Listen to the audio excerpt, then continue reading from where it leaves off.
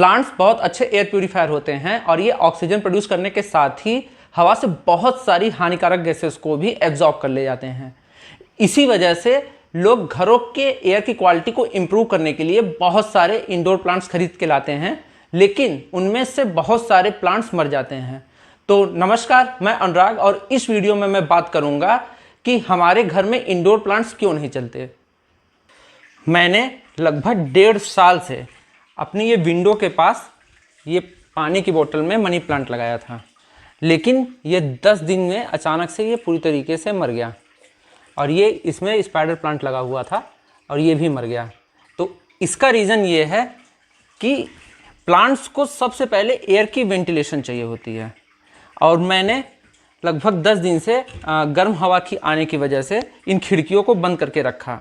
वैसे दोपहर में गर्म हवा आती है तो बंद करने में कोई बुराई नहीं है, लेकिन कम से कम रात के समय इनको फ्रेश एयर चाहिए होती है, क्योंकि जो प्लांट्स होते हैं उन्हें भी ऑक्सीजन की ज़रूरत होती है।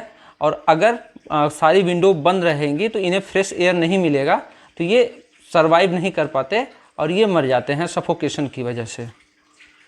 और इसी तरीके से मेरे सीढ़ियों पर जितने भी इंडोर प्लांट्स रखे हुए थे ये काफ़ी अच्छे चल रहे थे, लेकिन ये कुछ दिनों से इनमें भी प्रॉब्लम आने लगी है। तो इसका रीज़न ये है कि मैं रात के टाइम ये दरवाज़ा बंद कर देता हूँ ताकि बिल्लियाँ ना आए। तो इसकी वजह से इनमें वेंटिलेशन की थोड़ी प्रॉब्लम हो जाती है और सफोकेशन की वजह से ये थोड़े से ये डल लग रहे हैं। हमारी तरह प्लांट्स भी एक लिविंग थिंग है और इन्हें सर्वाइव करने के लिए हवा, पानी, खाना, इन तीनों चीज़ की ज़रूरत होती है। तो हवा के लिए इन्हें प्रॉपर वेंटिलेशन चाहिए, और खाना ये अपने रूट के जरिए मिट्टी या पानी से न्यूट्रिशन लेते हैं, और लाइट के जरिए ये फोटोसिंथेसिस करते हैं। तो फोटोसिंथेसिस के लिए इन्हें लाइट की रिक्वायरमेंट होती है। तो इसलिए अपने प्लांट्स को आप उन्हीं जगह पे रखें जहाँ पे ब्राइट इनडायरेक्ट लाइट्स आती है। यानी कि प्लांट्स जो हैं वो डार्क रूम में बिल्कुल सर्वाइव नहीं कर सकते और इन्हें सन की नेचुरल लाइट की रिक्वायरमेंट होती है। ज़रूरी नहीं है ये डायरेक्ट लाइट ही हो।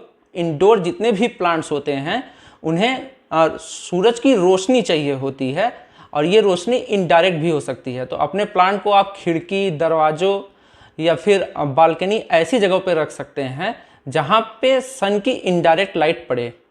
ये मनी प्लांट मैं सीढ़ियों के पास कई महीनों से लगाया हूँ और ये काफ़ी अच्छी ग्रोथ ले रहा है और ये सर्वाइव भी कर रहा है। तो इसका रीज़न ये है कि यहाँ पे एयर का वेंटिलेशन अच्छा है और यहाँ पे इनडायरेक्ट सनलाइट भी आती है।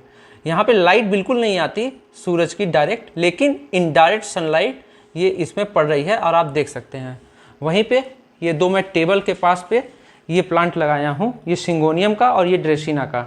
ये भी काफ़ी अच्छा सर्वाइव कर रहा है। तो इसका रीज़न ये है कि बगल में ये दरवाज़ा है और इस पर पर्दा लगा हुआ है, लेकिन ये फिर भी कुछ लाइट इसमें इनडायरेक्टली आती है। तो ये काफ़ी अच्छा चल रहा है। लेकिन मैंने नोटिस किया है जब भी मैं इन प्लांट्स को ये यहाँ से मूव करके ये इधर काफ़ी कोने में रख देता हूँ, तो यहाँ पे लाइट की थोड़ी सी कमी हो जाती है और एयर वेंटिलेशन की भी। तो इसकी वजह से इसकी पत्तियाँ मरना चालू हो जाती हैं। तो इसीलिए मैं इन्हें कोने या कॉर्नर में नहीं रखता, ऐसी जगह पे रखता हूँ जहाँ पे एयर का वेंटिलेशन हो और हल्की यहाँ पे सन की लाइट इनडायरेक्टली आए। वहीं इंडोर प्लांट के मरने का सबसे कॉमन रीज़न है फ़ैन। मैक्सिमम लोगों को पता ही नहीं होता कि फ़ैन की वजह से उनके प्लांट मर रहे हैं। जब घरों में फ़ैन चलता है तो एयर का सर्कुलेशन बहुत तेज़ी से होता है, जिससे पत्तियों में पानी का एवापोरेशन बहुत जल्दी होने लगता है और इनमें पानी की कमी हो जाती है, और ये ड्रॉप की वजह से ये बहुत जल्दी मुरझाने लग जाते हैं। तो कभी भी प्लांट्स को फैन के नीचे बिल्कुल भी नहीं रखना चाहिए, क्योंकि इसकी जो हवा होती है वो एक ही जगह पे बार बार सर्कुलेट करती है और उसकी वजह से ये प्लांट जो हैं बहुत जल्दी मर जाते हैं। फैन की तरह एसी भी प्लांट्स के लिए बहुत ज़्यादा नुकसानदायक होती है, और ये प्लांट्स के सेल्स को फ्रीज करके उसे ब्लॉक कर देती है, जिससे प्लांट्स को उसका प्रॉपर न्यूट्रिशन और पानी नहीं मिल पाता, जिसकी वजह से वो बहुत जल्दी शॉक में जा कर के मर जाते हैं। तो इसीलिए प्लांट्स को एसी रूम में तो बिल्कुल नहीं रखना चाहिए, क्योंकि वो उसकी जो ठंडक है वो बर्दाश्त नहीं कर पाते। और वहीं जो एसी की हवा आती है वो भी प्लांट्स को बहुत जल्दी सुखा देती है। इसके बाद एक चीज़ का विशेष ध्यान रखना चाहिए, वो है वाटरिंग का। वैसे प्लांट्स में बहुत ज़्यादा गर्म या ठंडा पानी तो बिल्कुल नहीं देना चाहिए, और कोई भी गीजर से निकाल के गर्म पानी या फ्रिज से निकाल के ठंडा पानी प्लांट में तो बिल्कुल नहीं डालता। लेकिन मैक्सिमम लोग वाटरिंग के लिए अपनी टंकी का इस्तेमाल करते हैं। तो जो टंकी का पानी है वो गर्मियों में बहुत ज़्यादा गर्म और ठंडियों में बहुत ज़्यादा ठंडा हो जाता है, क्योंकि वो जनरली छत पे रखा रहता है खुले में, और वो मौसम से बहुत ज़्यादा इफेक्टेड होता है। तो अगर आप उसका पानी डायरेक्टली प्लांट्स में डालेंगे तो प्लांट मर जाएगा। तो इसके लिए बेटर है कि आप डायरेक्ट सप्लाई का पानी या फिर समरसेबल, हैंडपम्प, टुल्लू, मतलब कि जो पानी डायरेक्ट हो, और उसका पानी को आप पेड़ में डालने से पहले एक बार चेक कर लें कि वो नॉर्मल है कि नहीं, क्योंकि बहुत ज़्यादा ठंडा और गर्म पानी प्लांट्स को तुरंत मार देता है। वहीं पे अगर आप हाइड्रोफोनिक्स प्लांट को पानी में लगाए हैं तो इन्हें हर 10-15 दिन में चेंज करना ना भूलें। और अगर आप शुरू में लगाएं तो हर 3-4 दिन में, जब तक इनकी वाइट वाली रूट्स ना निकल जाए, तो इनके पानी को चेंज करना बहुत ज़रूरी रहता है। वहीं अगर आप प्लांट्स को मिट्टी में लगाए हैं तो आपको विशेष ध्यान रखना होगा कि आप मिट्टी इस तरीके से बनाएं जिसमें पानी बहुत ज़्यादा रुके नहीं, मॉइस्चर होल्ड करे लेकिन रुके नहीं, क्योंकि अधिकांश प्लांट रूट रॉट की वजह से ही मरते हैं। और आप जब भी पानी दें तो आप इस तरीके से मिट्टी को निकाल के देख लें, जैसे कि ये मिट्टी अभी बहुत ज़्यादा गीली तो नहीं है, लेकिन इसमें मॉइस्चर अभी होल्ड है। तो इस समय आप प्लांट्स में बिल्कुल पानी न दें जब तक थोड़ी बहुत मिट्टी या इस तरीके से सूख न जाए। हाँ, बहुत ज़्यादा सुखाने की भी ज़रूरत नहीं है। जब आपको लगे कि हाँ मिट्टी सूख गई तो उसी दिन मॉर्निंग में या इवनिंग में पानी दे दें। वैसे बाकी प्लांट्स की मिट्टी आप देख रहे हैं, तो जैसे इसमें मैंने आज ही वाटरिंग की है, तो अब तो इसमें मैं 4-5 दिन तक या जब तक मिट्टी सूख न जाए बिल्कुल भी वाटर नहीं डालूँगा, क्योंकि अगर मैंने इसमें फ्रीक्वेंट वाटरिंग की तो ये प्लांट रूट रॉट से मर जाएगा। तो इसके लिए आप प्लांट की मिट्टी ऐसी तैयार करें जिसमें पानी बिल्कुल भी खड़ा ना हो, और जब भी आप वाटरिंग करें तो वो रिसते हुए उसके नीचे के ड्रेनेज होल से उसमें से सारा पानी निकल आए और वो मिट्टी बस नम बनी रहे। तो इसके लिए आप हमेशा मिट्टी में, चाहे वो प्लांट इंडोर हो या आउटडोर, थोड़ी मात्रा में सैंड जरूर मिलाएं। वहीं मॉइस्चर मेंटेन करने के लिए आप उसमें कोकोपीट मिला सकते हैं। अब इसके बाद जिसका हमें ख्याल रखना होता है वो है ह्यूमिडिटी का।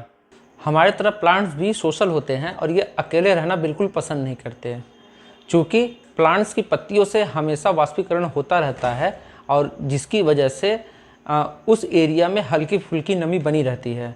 तो अगर आप प्लांट्स को इकट्ठा एक साथ कई प्लांट्स को रखेंगे तो इस नमी की वजह से वो काफ़ी ज़्यादा हेल्दी रहेंगे।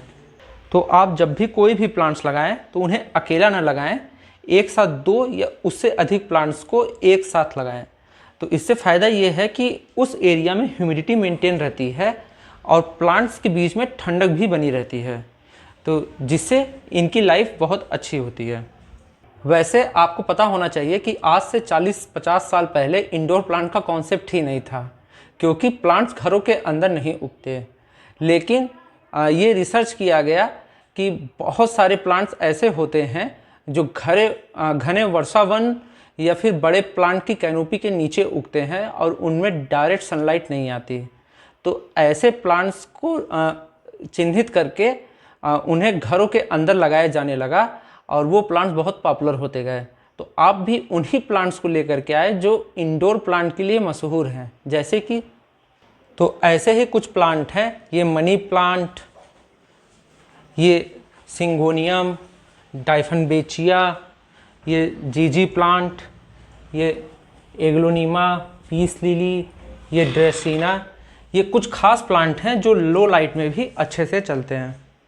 तो अब सबसे आखिरी लेकिन बहुत ही इम्पॉर्टेंट बात कि अपने प्लांट को बार बार शिफ्ट ना करें। अगर आपने किसी प्लांट को एक जगह पर रख दिया है तो उस प्लांट को उस इन्वायरमेंट के हिसाब से ढलने में काफ़ी टाइम लग जाता है, और अगर आप जल्दी जल्दी अपने प्लांट को एक जगह से दूसरी जगह शिफ्ट करेंगे तो वो तुरंत एडजस्ट नहीं कर पाता और वो मरने लग जाता है। तो सबसे बेटर यही है कि अगर आपने किसी प्लांट को किसी एक जगह पर रख दिया है तो आप उसे मूव ना करें। हाँ, इंडोर प्लांट को लोग अक्सर छत पे या बालकनियों में 5-6 दिन बाद उन्हें ज़्यादा लाइट और अच्छी हवा के लिए कुछ दिन रखते हैं, लेकिन ये भी आप सडन ना करें कि अचानक एकदम डार्क एरिया से आप एकदम लाइट में ले जाएं। आप उसे ग्रेजुअली लाइटिंग को इंक्रीज़ करें। आप थोड़े सीढ़ियों पे रखें कुछ दिन, फिर ले जाएं ऊपर, और उसके बाद जब वो वहाँ पे 2-4 दिन रह लें तो फिर वापस ले आएँ। तो सबसे अच्छा कि आप कोई भी प्लांट है तो उसको पेयर में लगाएं और उसे 5-6 दिन में एक्सचेंज करते रहें। एक प्लांट इंडोर में रहे और उसका दूसरा प्लांट ऐसी जगह पे जहाँ पे उसे ब्राइट लाइट मिलती हो, और उन्हें आप हफ्ते भर में एक्सचेंज करते रहें। तो इससे क्या रहेगा कि आपके प्लांट तो कभी नहीं मरेंगे और वो सालों साल चलेंगे। तो आप इन बातों का ज़रूर ध्यान रखें जो मैंने इन वीडियो में बताई हैं। और वैसे आप डरे नहीं, इंडोर प्लांट बहुत अच्छे चलते हैं। और आप बेडरूम में ना लगा करके आप अपने बालकनियों में, सीढ़ियों में और खिड़कियों के पास ऐसी जगहों पे प्लांट्स को आराम से लगा सकते हैं जहाँ पे फैन और एसी ना हो। तो आज का वीडियो बस इतना ही। जल्दी मिलते हैं हमारे नए वीडियो में, तब तक के लिए बाय बाय।